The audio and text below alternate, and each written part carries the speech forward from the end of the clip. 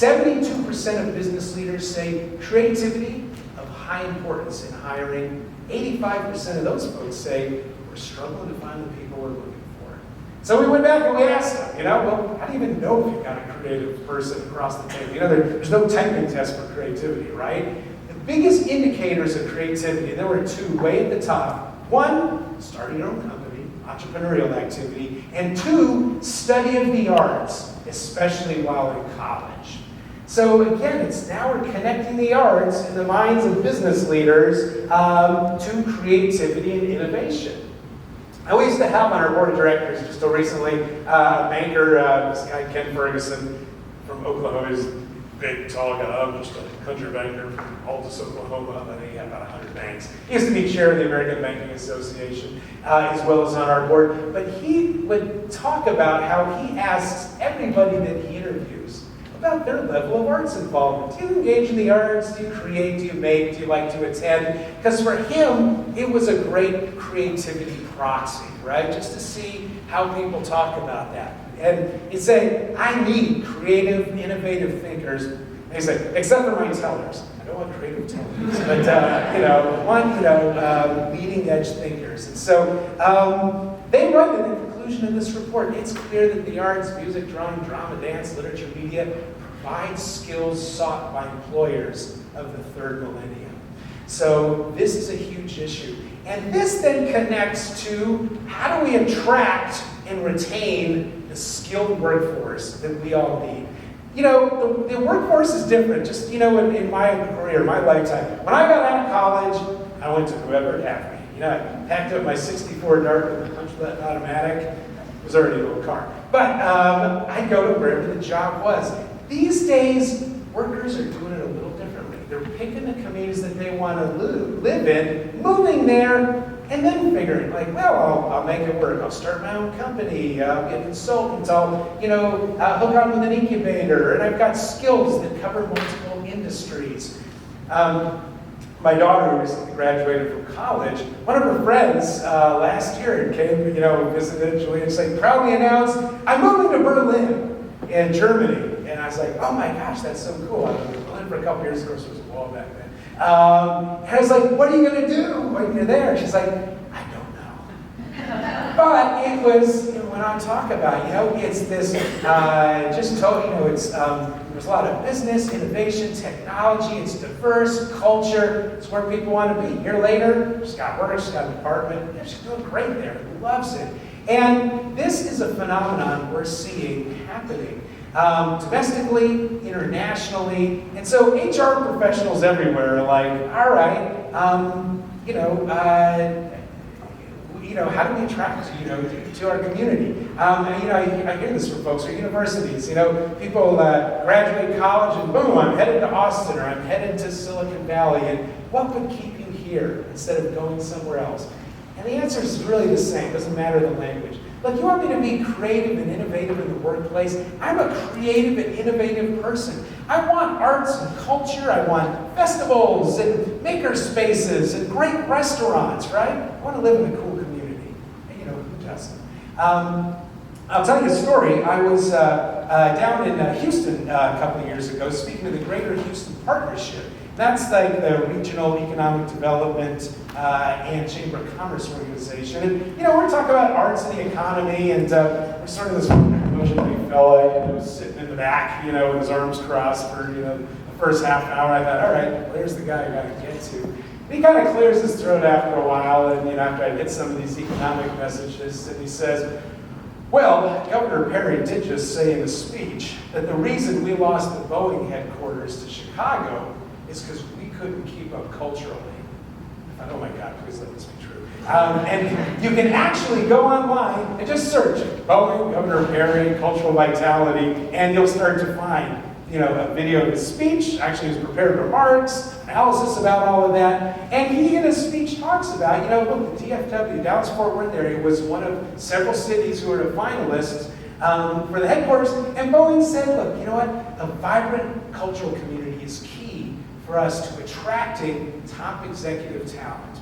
And Chicago was where we went. And that was a big piece of the decision-making at that point. So this has real-world ramifications. Because these days, if that's where the workers are, that's where the businesses are going to go. You know, yeah, I mean, if you're a business today, what do you need, right? You know, a plug and a satellite dish, maybe. You know, you're good to go. So you can set up here, you know, you can set up in Europe, you can go anywhere. You're going to go where you can find the workforce. So one more way that arts and culture is helping to improve our community economically. And here's what this looks like. This happy-looking fella. 2013, Thomas Sudoff got the Nobel Prize for medicine. And when the reporter called him up, "Congratulations, professor. Who was your most influential teacher?" Probably not going to say, "Oh, Mr. Smith, my high school bio teacher," or something. No, he said, "I owe it all to my bassoon teacher." And he went on to describe how it was his music education that gave him the habits of mind that made him a great scientist. Problem identification, problem solving, perseverance, pattern recognition, stick-to-itiveness, doing it again and again and again. And interestingly, the research shows that isn't even not even a freak accident. There's a Michigan State University researcher named Robert Root Bernstein who's spent his entire career studying creativity. And one of the things he and his teams did is they looked at all the Nobel laureates in the sciences, going back to the beginning, and looked at their level of arts involvement, arts making, and compared them to scientists at two scientific societies, one in the US, one in the UK. The Nobel laureates, 17 times more likely to be actively involved as arts maker, as musician, as painter, as a craftsman. So, something there, it really gets to the importance of arts education as well. So, let me start to come in here for a landing. Arts and economy, it's an industry. Hopefully we're starting to get that now. But they're doing a lot more for our communities as well. I did want to hit on this one more piece about building healthier communities through the arts. I remember a couple of years ago when Notre Dame was burning, and we're all like glued to CNN, and I think it was just terrible. Watching the fire, couldn't look away. Every now and then, CNN would sort of pan their cameras back to the people, and groups of people who were watching it would spontaneously break into song. And there was something unifying and healing about the music. I remember 9/11 in DC, and at my office I had a view. I was watching the Pentagon burn. I mean, it was just the most horrible day. But I remember in Congress, when all the members of Congress and their staffs, remember they came out to the Capitol steps out front and started spontaneously singing "God Bless America." Arts, music, it brings us together, it unifies us, and that's something that the public gets as well. And these are challenging times in our communities. That's why organizations like Local Colors is so great, right? It celebrates all our different cultures. And 72% of the American public says the arts unify our communities, regardless of age, race, or ethnicity. 73%, the arts help me understand other cultures in our community. And what's fascinating is those numbers cross all socioeconomic strata. In fact, if you look at the cohort of low-income people of color, the cohort most likely to strongly agree with those personal and community well-being benefits. So we're getting a lot of bang for the buck with the arts. So I'll finish with this. What you're looking at here, back to Paris. I am a Paris kid today, I guess. This is a picture from the Louvre in 1912. Bad news out of Paris. The Mona Lisa was stolen in 1912. It took them 2 years to get it back, and this is where it was hanging.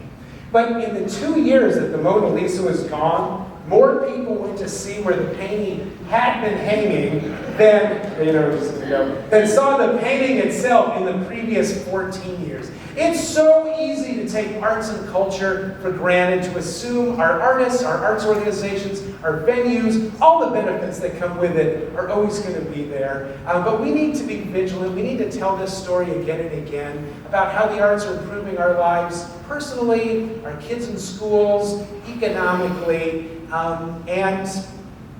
we just need to keep talking about it. Their arts improve our communities socially, educationally, economically. Everything you do to advance the arts is important. You're important for doing it. Thank you very much.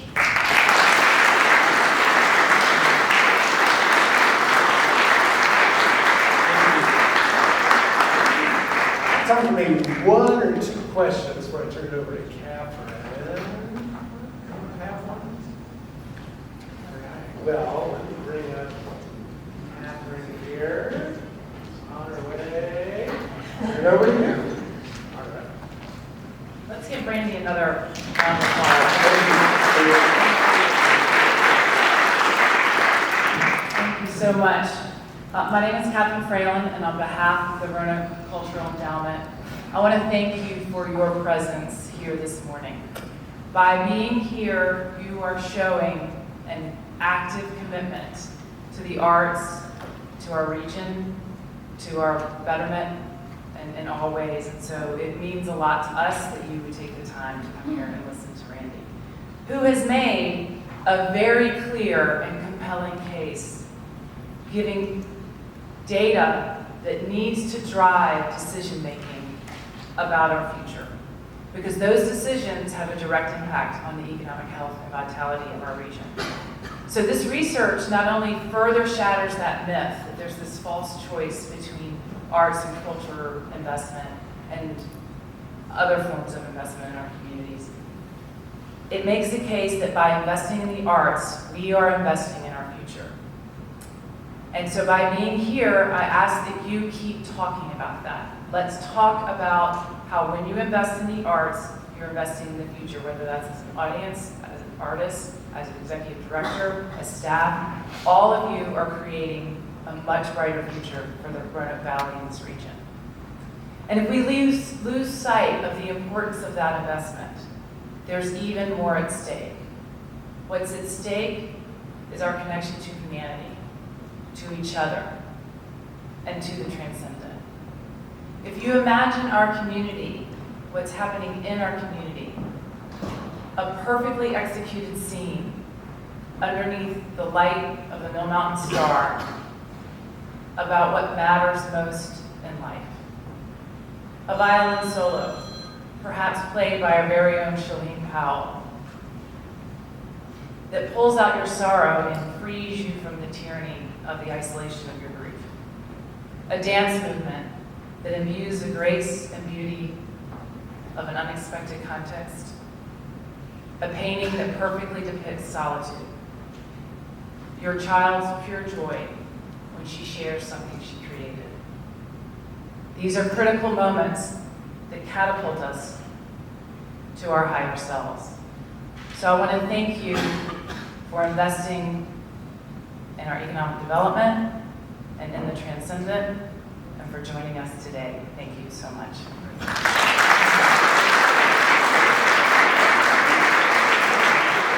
I hope you will stay and talk to Randy, and he has many, many more stories, even more incredible data than what he shared. So take the time to spend time with each other, and also please take some time with Randy. Thank you again. Have a great day.